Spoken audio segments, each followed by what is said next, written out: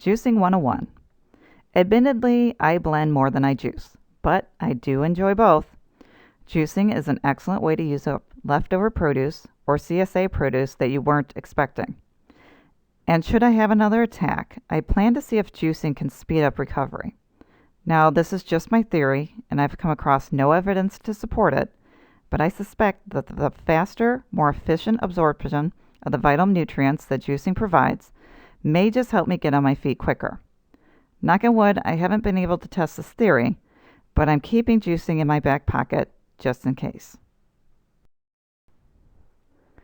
In this lesson, we'll cover the benefits of juicing, the equipment required, creating a juice, some juicing tips, juicing resources, and a juice bar finder. So, why juice? Well, first of all, it provides a faster, more efficient way to absorb nutrients. It also gives access to certain digestive enzymes not accessible with whole produce. Juicing provides a concentrated source of vitamins, minerals, enzymes, antioxidants, and phytonutrients. It's a way to incorporate fruits and vegetables you wouldn't normally want to eat whole. Maybe beets? Juicing increases our consumption of fruits and vegetables. It's also easier on the digestive system and therefore speeds up assimilation.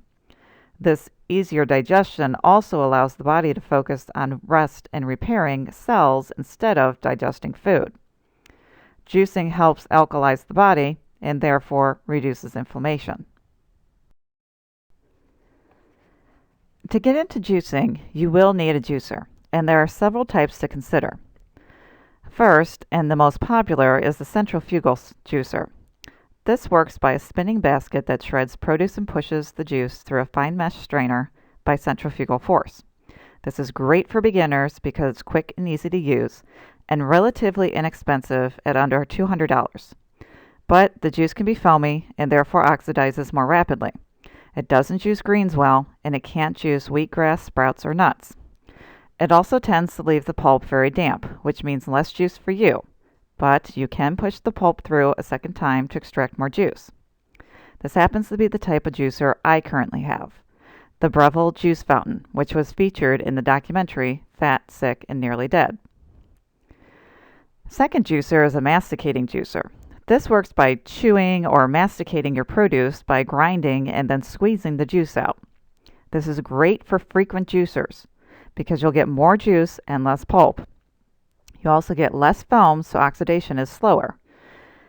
And it can juice just about anything. This tends to be more expensive, looking around $200 to $400. And there are more parts to clean. A smaller chute also means more prep time. But I think this might be my next juicer type. This third juicer type is a twin gear. This works with two interlocking gears pressing together to extract juice from produce. This is for the person who wants the best, people who frequently drink large quantities of juice, because you'll get the lowest oxidation rate, which means the most optimal nutritional value. It is very good at juicing greens, and most models can do other things besides juice. This is expensive. Plan to spend between $300 to $900. There are more parts to clean, and it's harder to assemble. Now, when looking for a juicer, there are some features to consider. First, is it easy to use and clean? Because if it isn't, you're not going to use it. And second, look for a chute or feeder tube size. You want to cut your prep work down by selecting a juicer with a wide feeder tube so most whole fruits and vegetables fit easily. And last, you want to look for multiple speeds.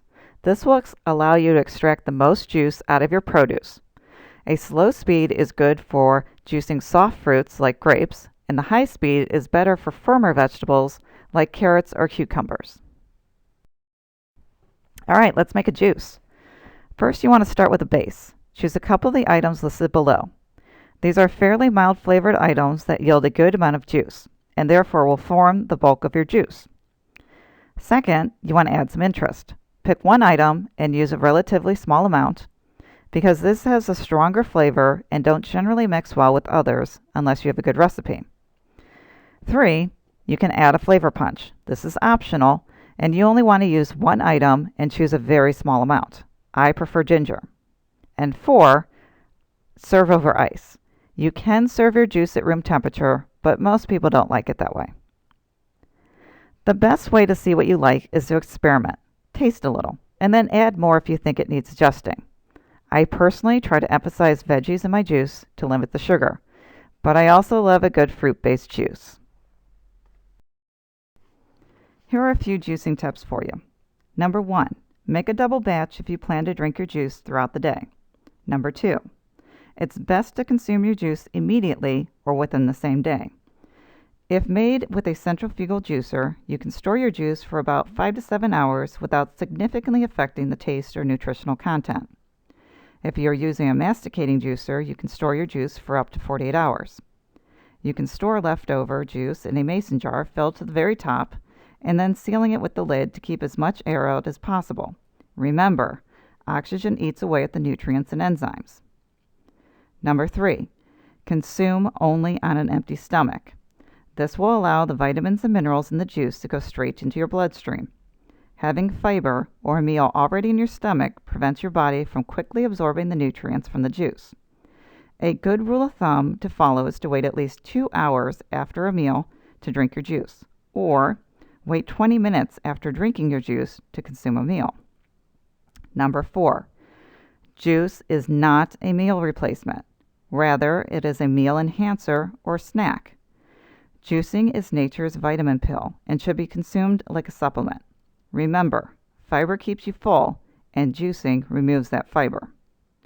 Number 5, it is best to use organic ingredients. Number 6, you want to wash your produce as soon as it comes through the door to reduce prep time. Number 7, you can line your pulp basket with a plastic grocery bag for easier cleanup. And number 8, immediately clean or soak your juicer.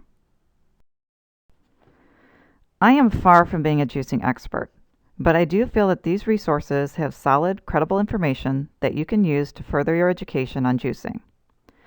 Chris Carr is currently living with stage 4 cancer and is thriving because of her vegan diet and heavy use of juices. Joe Cross is the maker of the film Fat, Sick, and Nearly Dead, his personal biographical journey on how he healed a major illness through juicing. Jason Vale has been called the Jamie Oliver of the juicing world. I really like his sherbet lemonade recipe that only consists of 2 golden delicious apples, 1 organic lemon, and ice. Click on the picture to the right to view that recipe video.